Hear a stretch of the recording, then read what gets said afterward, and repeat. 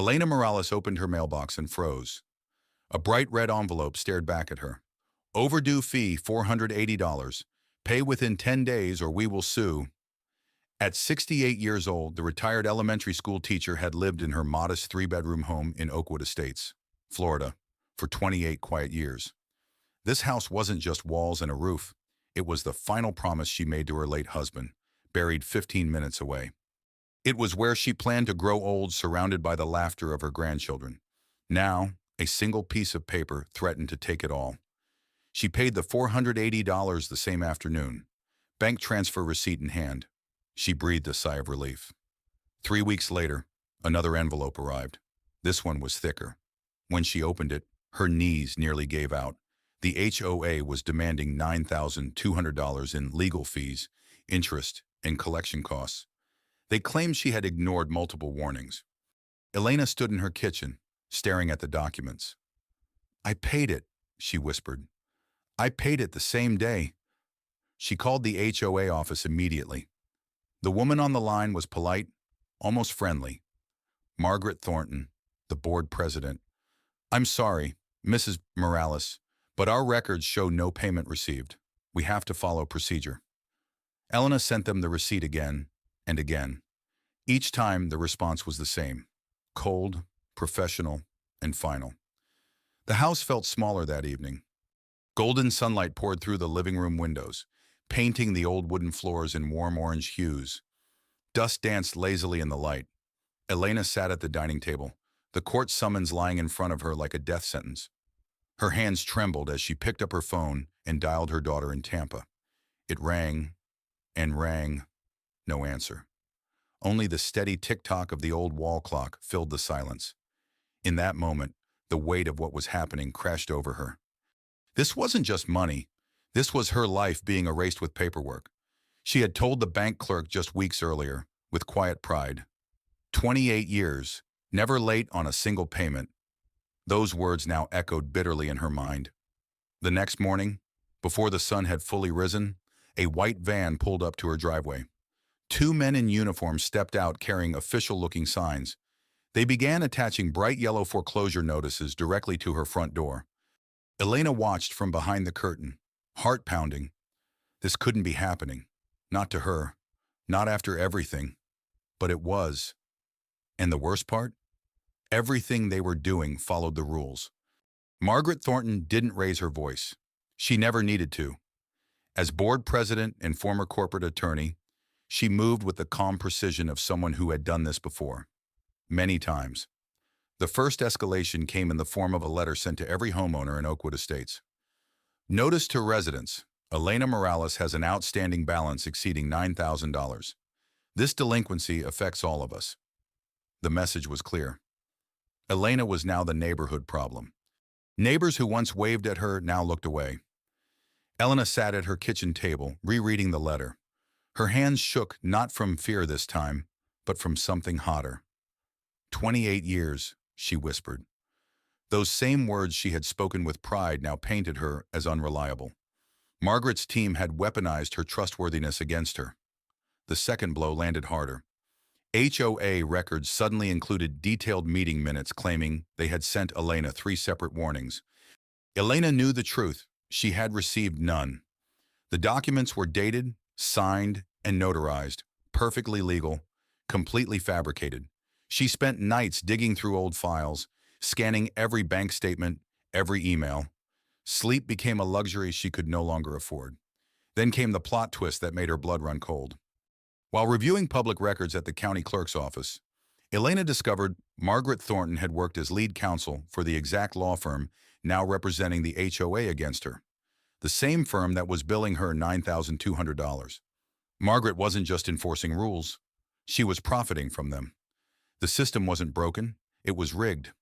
On a quiet Sunday morning, the third escalation arrived. Elena sat on her back porch with a cup of coffee, watching sunlight filter through the orange trees her husband had planted. The garden was her last piece of peace. A white van pulled up again. This time, they didn't stop at the mailbox. 2 workers walked straight to her front door and began stapling bright red foreclosure notices across the white wood. The sound of the staple gun cracked through the still air like gunshots. Elena stood up slowly, coffee cup still in hand. She watched them through the side window. One worker glanced toward the backyard, saw her standing there, and looked away without emotion. They were just doing their job. The notices fluttered slightly in the breeze. Bold letters screamed her shame to anyone driving by. This wasn't about $480 anymore. This was humiliation by design. Legal, professional, heartless. Elena set her coffee down. The cup rattled against the saucer. "I paid it," she said aloud to the empty house. Her voice cracked, then hardened. "I paid every single time." The quiet pride that once defined her 28 years of perfect payments now fueled a new fire.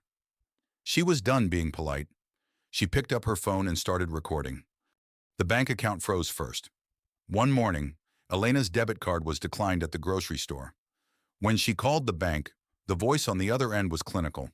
"Your account has been placed on hold pending HOA foreclosure proceedings." The $480 she had paid so carefully now sat trapped somewhere in legal limbo. Groceries for the week went back on the shelf.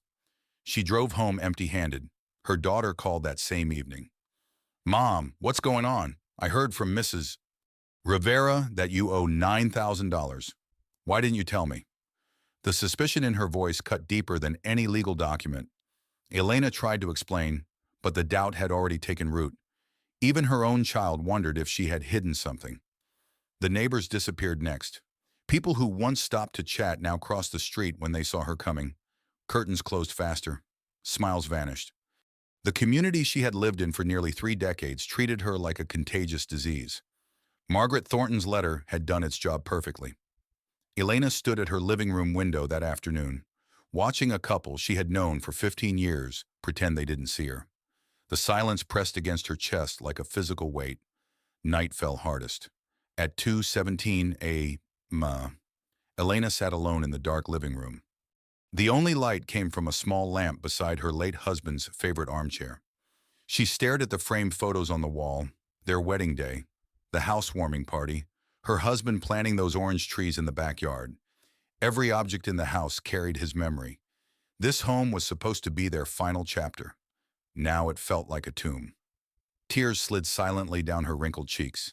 Her hands trembled as she picked up the foreclosure papers again. The bold letters blurred. For the first time, the fight felt too heavy. "Maybe I should just sign," she whispered into the empty room. "Maybe it's time to let go." The words tasted like ash. She reached over and turned off the lamp. Complete darkness swallowed the room. No streetlight reached this corner. Only the sound of her own ragged breathing filled the space. The house that once felt warm and safe now felt cold, foreign, hostile. Every creak of the floorboards reminded her how alone she truly was. The walls that held 30 years of memories now seemed ready to betray her. At 3:05 a.m., Elena opened her laptop. The blue glow lit her tired face. Her fingers hovered over the keyboard for a long moment. Then she typed a single line into a new email addressed to Margaret Thornton and the HOA board. She hit send before she could change her mind. Elena's email changed everything. She attached the original bank transfer receipt with the exact timestamp and confirmation number. She sent it not just to Margaret, but to every homeowner in Oakwood Estates. The subject line was simple: "The truth about my $480. Within hours. The replies started coming. Some were shocked. Others were angry. A few were afraid, but the silence had finally been broken. The second crack appeared when Elena released the conflict of interest documents. Margaret Thornton had indeed served as counsel for the law firm now billing the HOA, the same firm that stood to earn thousands from her foreclosure. Public records didn't lie. The profit motive was no longer hidden. Then came the first brave voice. Mr. Delgado, a retired mechanic 3 houses down, stepped forward. He had received a similar inflated bill 2 years earlier, but paid quietly out of fear. Now he showed his own paperwork. The pattern was identical. Margaret's machine had been running for years. One by one, residents began digging through their files. By the end of the week, 7 more families discovered hidden fees and questionable charges. The community that once shunned Elena now gathered in small groups on front lawns. Whispers turned into conversations. Conversations turned into outrage. Local news vans appeared on Oakwood Drive.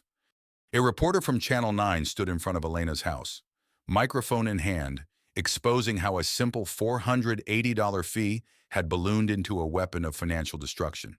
Margaret Thornton suddenly stopped answering calls. Her polished calm began to fracture. The final blow came in the county courtroom. The judge reviewed the original payment proof and the fabricated meeting minutes. He didn't need long. The foreclosure was dismissed. The HOA was ordered to cover Elena's legal costs and issue a public apology.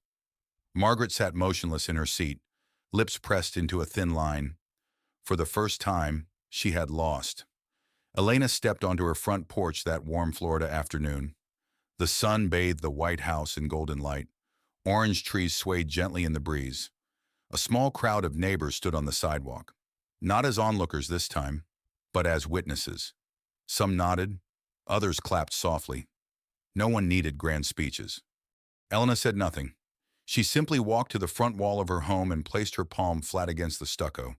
Her fingers traced the familiar texture. Her eyes gazed toward the east, in the direction of the quiet cemetery where her husband rested. In that quiet moment, with her hand on the house they had built together, Elena Morales stood unbroken. She had almost given up. She had almost signed away everything, but she chose to fight when the darkness felt complete. And now the entire street knew the truth. One person's courage could crack a system designed to crush the quiet and the elderly.